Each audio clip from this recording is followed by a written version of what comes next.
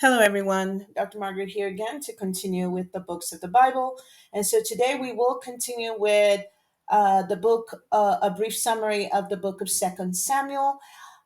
Second Samuel is stated to be written by multiple authors, to include the prophet Samuel himself, prophet Nathan, and Gad, Gad, God. It was written sometime around 930 BC. It contains about 24 chapters, and it was written for the nation of Israel, that is the Jewish people. The purpose for writing the book of Second Samuel was to record the anointing of David and his reign as king of Israel. It was also written to record or to reveal God's faithfulness to David and his descendants.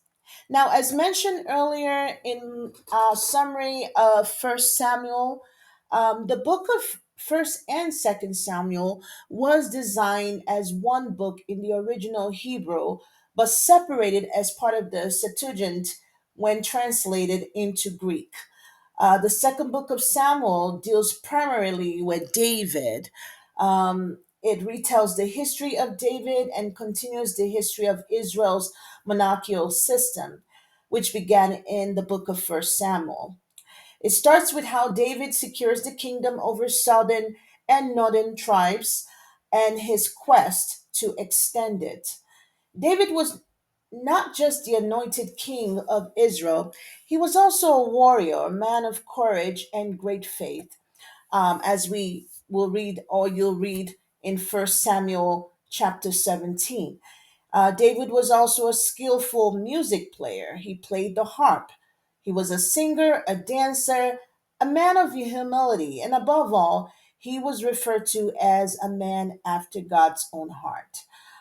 If we read First Samuel uh, chapter 13, verse 14, it states that it says, "But now your kingdom shall not continue. The Lord has sought out a man after his own heart, and the Lord has commanded him to be prince over his people because you have not kept what the Lord commanded you." Now, this was God speaking to King Saul when Saul had disobeyed him. Second Samuel also highlights the transgressions David committed against God and man. Man being the husband of Bathsheba, Uriah. David is, however, repentant, and though God forgives him, he still promises punishment for his sin. We see this in the death of their first son, that meaning Bathsheba and David. They then go on to have a second son, Solomon, whom God loved. David repents, but he still suffers the consequences for his actions.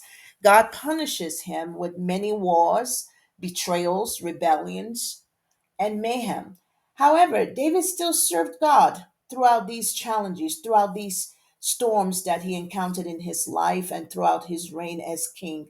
And God kept his promise, permitting David to remain king over Israel until his death. And so we end a brief summary of the book of Second Samuel, and we'll continue next time with the book of First Kings. Until then, God bless you and take care.